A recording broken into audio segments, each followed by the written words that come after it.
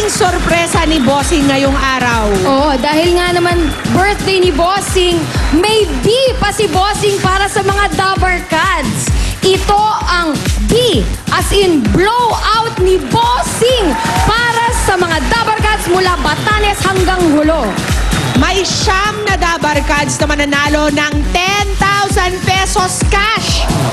3 sa Luzon, 3 sa Visayas, at 3 sa Mindanao.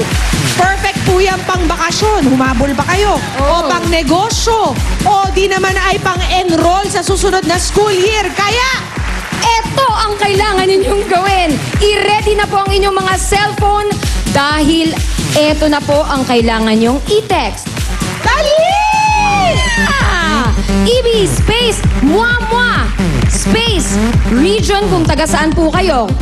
Kunwari, Luzon o Visayas o Mindanao / name and address at isend po yan sa 2344 or 367. Bilis! Text na para manalo ng 10,000 pesos! Luzon, Visayas, Mindanao! Oh, at sa dami ng cake dito, siguradong nako, gusto rin makatikim ng sharing of the blessing ang ating mga Dabber Cats dito sa studio.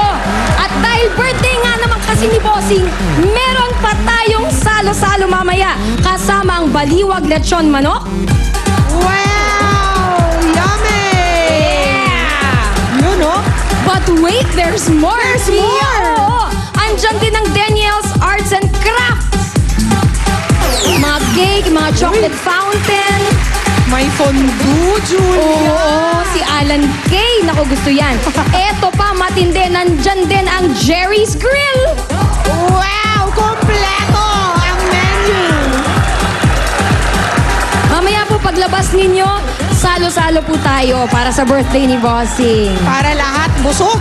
Correct? Sa birthday ni Bossing. Susunod na po ang sorpresa ni Bossing na first time lang na gagawin. Never before. At Malaki to!